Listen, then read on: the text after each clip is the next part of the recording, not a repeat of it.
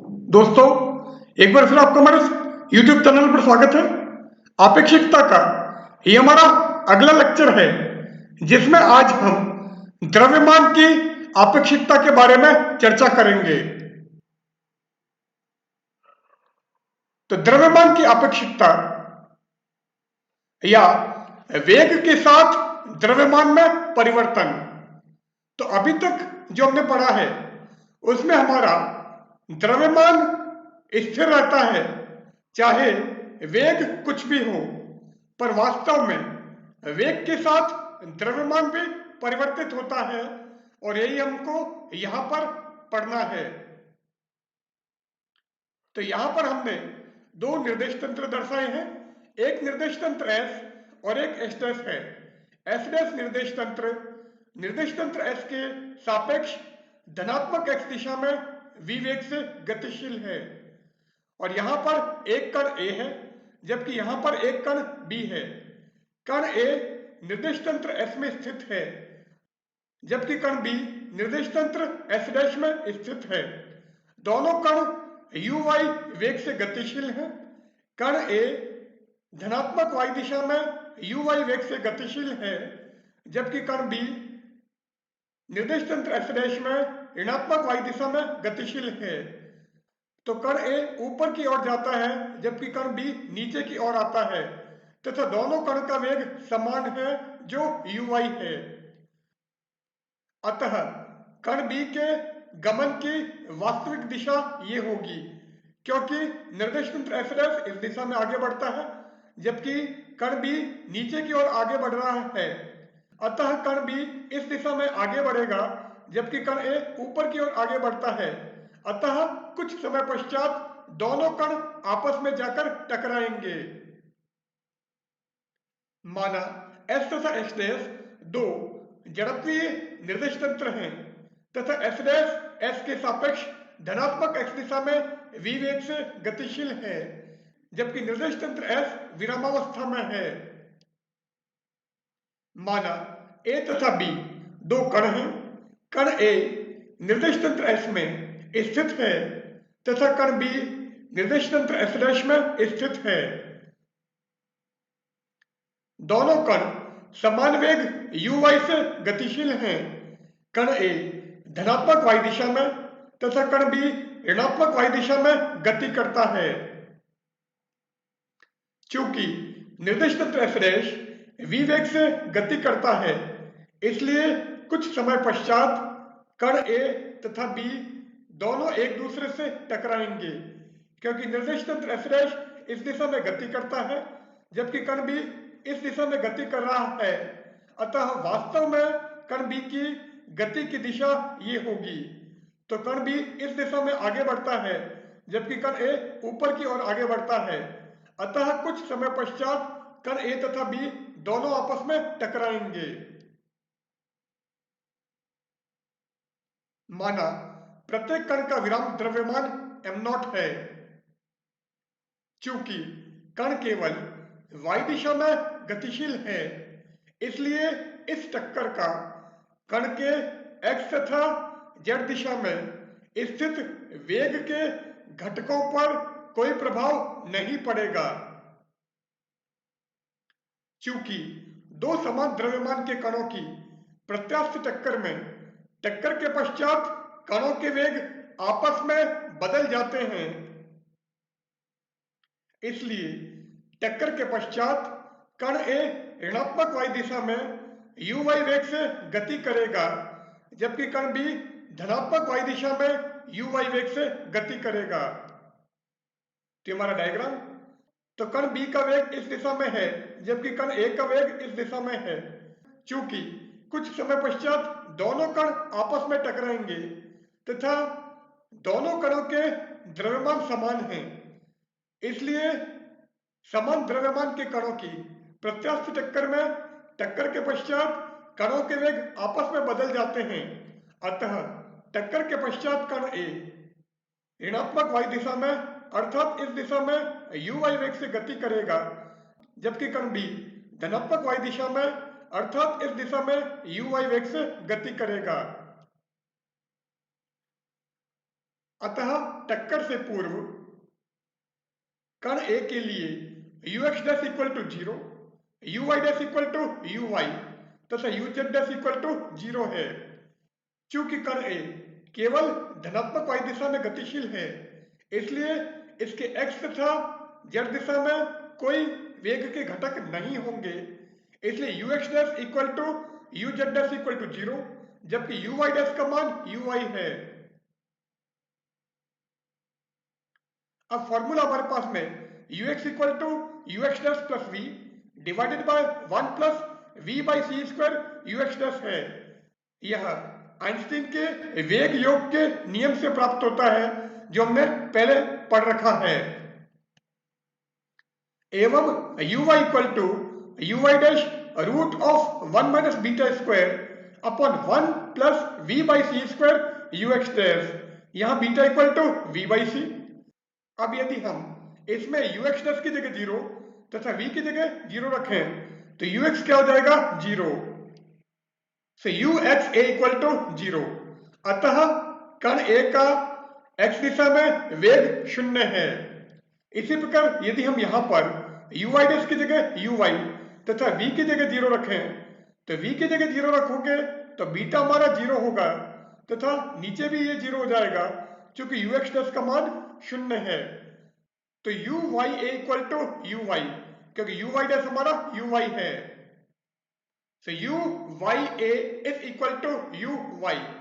इसी प्रकार यदि हम uz की बात करें तो uz का formula uz equal to uz dash root of 1 minus beta square upon 1 plus v by c square ux dash है, और ux डैश हमारा 0 है, बीटा हमारा 0 है, जबकि uz डैश का मान 0 है, अतः uz a का मान 0 होगा।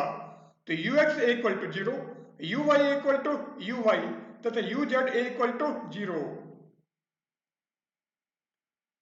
अतः u a equal to i cap ux a plus j cap uy a plus k cap uz a तथा ux a 0, uy a equal to uy तथा uz a इक्वल टू 0 है, अतः u a equal to j cap uy। तो यहां पर हमने ux a की जगह 0, uy a की जगह uy तथा uz a की जगह 0 रखा है, तो u a equal to j cap uy। अतः कण a का कुल वेग u a vector equal to j cap uy होगा। नाउ ये हमारा डायग्राम है। अब कण B के लिए ux dash equal to 0, uy dash equal to minus uy तथा uz डैश इक्वल टू 0। ये हम टक्कर से पूर्व की बात कर रहे हैं, तो टक्कर से पूर्व कण B के वेग ये हैं। अब ux का फॉर्मूला हमारा ये है, इसी प्रकार uy का फॉर्मूला ये है। तो यहां पर अगर हम ux डैश की जगह 0 रखें तथा चूंकि कण B निर्देश तंत्र S' में है तथा निर्देश तंत्र S' v वेग से गतिशील है, इसलिए v की जगह v आएगा तथा ux डैश इक्वल टू 0। तो यहां पर 0, यहां पर v और यहां पर 0 रखोगे तो ux b equal to v। So निर्देश तंत्र S में ux b equal to v। अब हम uy b का मान निकालें तो uy का फॉर्मूला ये है, और यहां पर uy डैश की जगह माइनस uy रखोगे, जबकि बीटा की जगह हम बीटा रहने देते हैं, तथा ux डैश हमारा 0 है, so uy equal to minus uy root of 1 minus beta square. So uy b is equal to minus uy root of 1 minus beta square. अब uz b का मान निकालें तो uz का formula uz dash root of 1 minus beta square upon 1 plus v by c square ux dash है, और ux dash 0 है तथा uz डैश का मान भी 0 है, इसलिए uz b का मान 0 होगा। so uz b equal to 0। तो ux b equal to v, uy b equal to minus uy root of 1 minus beta square and uz b equal to 0।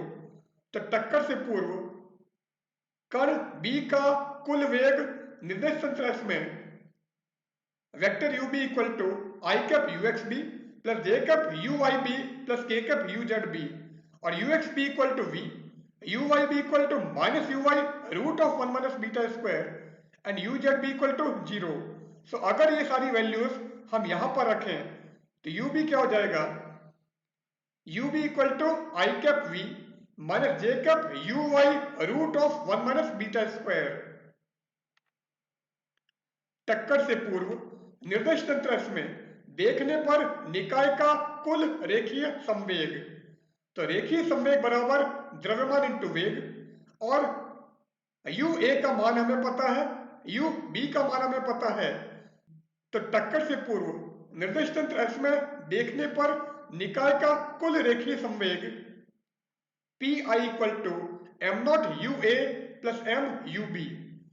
चूंकि एम नॉट कण का विराम द्रव्यमान है तथा एम कण का गतिमान द्रव्यमान है, चूंकि कण बी एक ऐसे निर्देश तंत्र में स्थित है जो कि गतिशील है, जबकि कण ए एक विरामावस्था में स्थित निर्देश तंत्र में स्थित है, इसलिए P I equal to am not U A plus M you B.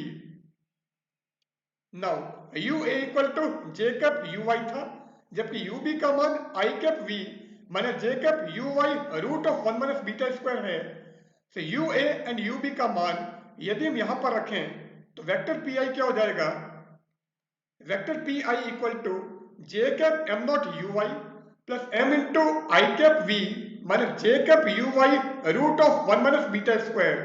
तो टक्कर से पूर्व निर्देश तंत्र एस में देखने पर निकाय का कुल रेखीय संवेग ये है। नाउ ये क्या हो जाएगा, vector P I equal to J cap am not you Y plus I cap M V, so I cap M V minus J cap M U Y root of 1 minus beta square, so minus J cap M U Y root of 1 minus beta square. So हमारे टक्कर से पूर्व निर्देश तंत्र में देखने पर निकाय का कुल रेखीय संवेग है। अब टक्कर के पश्चात कण ए के लिए U x dash equal to 0, U Y dash equal to minus you Y तथा U Z dash equal to 0। चूंकि टक्कर के पश्चात कणों की दिशा बदल गई है, इसलिए कण ए ऋणात्मक वाई दिशा में यू वाई वेग से गति करेगा। अतः टक्कर ए के लिए U x dash equal to 0, U Y dash equal to minus you Y तथा U Z dash equal to 0 होगा। अब यू एक्स का फॉर्मूला ये है, तो यहां पर हम यू एक्स डैश की जगह 0 रख देते हैं एंड यू एक्स डैश यहां पर भी 0 होगा और v का मान 0 है, चूंकि यह कण एक ऐसे निर्देश तंत्र में स्थित है जो विरामावस्था में है, इसलिए v का मान 0 होगा। और यू वाई का फॉर्मूला हमारे पास में ये है, तो पहले हम यू एक्स ए निकाल देते हैं। तो u x a equal to 0, क्योंकि यू एक्स डैश की वैल्यू 0 हो गई और v का मान भी 0 हो गया, इसलिए u x a equal to 0। अब हम यहां पर रखें, नाउ यू वाई डैश की जगह माइनस यू वाई रखेंगे, जबकि बीटा का मान 0 होगा क्योंकि बीटा v बाई सी है और कण ए एक ऐसे निर्देश तंत्र में स्थित है जो विरामावस्था में है, इसलिए v का मान 0 होने की वजह से बीटा हमारा 0 होगा और ये भी हमारा 0। तो u y a equal to minus you y, so u y a equal to minus you y. अब u z a का मान निकाले तो u z का formula u z dash root of 1 minus beta square upon 1 plus v by c square u x dash है। तो u z dash का मान 0 है, इसलिए u z a का मान 0 होगा। so u z a equal to 0, so u a equal to i cap u x a plus j cap u y a plus k cap u z a। अब u x a का मान 0, U y ए का मान minus you Y तथा U Z A का मान 0 है। तो जैसे आप ये वैल्यूज यहां पर रखोगे तो यू ए क्या हो जाएगा, तो u a is equal to minus J cap you y. तो कण ए के लिए कुल वेग u a equal to minus J cap you y होगा, यह वेग टक्कर के पश्चात है। अब कण बी के लिए U x dash equal to 0, U Y dash equal to you Y तथा U Z dash equal to 0। तो यू एक्स का फॉर्मूला ये, तो यहां पर यू एक्स डैश की जगह 0 रखो और v हमारा v होगा और ये भी हमारा 0। So u x b is equal to v, so u x b equal to v। अब यहां पर रखोगे तो बीटा हमारा बीटा ही रहेगा, क्योंकि beta equal to we by C है और कण बी एक ऐसे निर्देश तंत्र में है जो कि गतिशील है, इसलिए बीटा का मान यहां पर बीटा होगा और यू वाई डैश की जगह आप यू वाई रखोगे, जबकि यू एक्स डैश हमारा 0 है। So u Y b equal to you Y root of 1 minus beta square. अब हम यू जेड बी का मान निकालें तो यू जेड बी के लिए फॉर्मूला हमारे यू जेड का यही रहेगा, तो U Z dash equal to 0, इसलिए U Z B equal to 0। तो U Z B equal to 0, अतः U B equal to I cap U x B plus J cap you Y B plus K cap U Z B. अब U x B V, you Y B U Y root of 1 minus beta square and you Z B equal to 0। तो आप ये values यहां पर रख दो तो you B क्या हो जाएगा, you B is equal to I cap V plus J cap you Y root of 1 minus beta square. अब यू ए हमारा ये है और यू बी ये निकाला है। टक्कर के पश्चात निर्देश तंत्र एस में देखने पर निकाय का कुल रेखीय संवेग, तो पीएफ का मान हमें निकालना है। So PF equal to am not U A plus M you B. अब यू ए और यू बी इन दोनों के मान हमने यहां पर निकाल दिए हैं, तो ये मान हम यहां पर रखें तो पी एफ क्या होगा, so P F equal to minus J cap am not you Y plus M into I cap V plus J cap you Y root of 1 minus beta square. और ये क्या हो जाएगा, P F equal to minus J cap am not you Y plus I cap M V, so I cap M V plus J cap M U Y root of 1 minus beta square, so plus J cap M U Y root of 1 minus beta square. तो यह टक्कर के पश्चात निर्देश तंत्र S में देखने पर निकाय का कुल रेखीय संवेग है। अब रेखीय संवेग संरक्षण के सिद्धांत से टक्कर के पूर्व कुल रेखीय संवेग का मान टक्कर के पश्चात कुल रेखीय संवेग के बराबर होगा, इसलिए P I is equal to P F और पी आई हमने ये निकाला है, जबकि पी एफ हमारा ये है, तो इन दोनों को हम बराबर कर देते हैं। इसलिए J cap am not you Y plus I cap M V minus J cap M U Y root of 1 minus beta square is equal to minus J cap am not you Y plus I cap M V plus J cap M U Y root of 1 minus beta square. अब I cap M V से I cap M V cancel कर दो और बची हुई term में से जे हमारा कैंसिल हो जाएगा। So M not you Y minus M U Y root of 1 minus beta square is equal to minus M not you Y plus M U Y root of 1 minus beta square. अब यहां पर हम U Y U Y U Y and U Y को common लेके cancel कर देते हैं।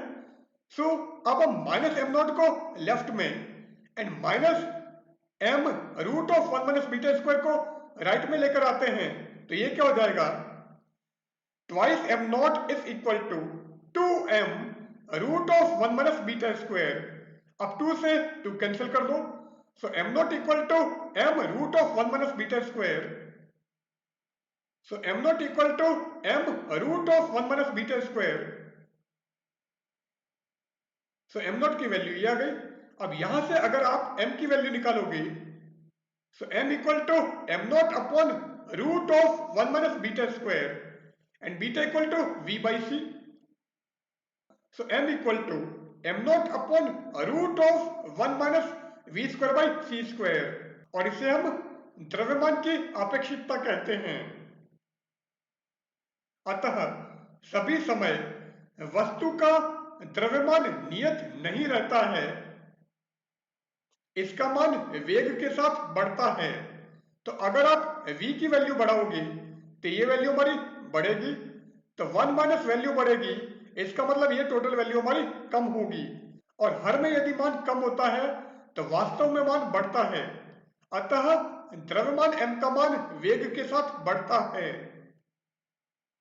यदि v इक्वल टू 0 हो तो जैसे आप यहां पर 0 करोगे तो m equal to M naught, तो यदि v इक्वल टू 0 हो तो m equal to M naught होगा, अर्थात कण का द्रव्यमान उसके विराम द्रव्यमान के बराबर होगा।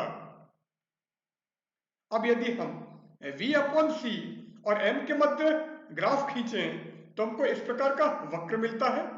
अब इस वक्र से स्पष्ट है कि यदि v अपॉन c का मान 0 है तो n equal to M zero, तो n equal to M zero, और जैसे जैसे v अपॉन c का मान बढ़ेगा m का मान बढ़ेगा, और v अपॉन c का मान यदि 1 हो जाता है, 1 हो जाता है, तो n equal to M zero upon zero, इसका मतलब m इक्वल टू इन्फिनिटिव। तो जब v बाई c का मान 1 है तो m का मान अनंत हो जाएगा। और यहां पर हम हमारा आज का टॉपिक एंड करते हैं। आज हमने द्रव्यमान की आपेक्षिकता के बारे में चर्चा की है। So good bye.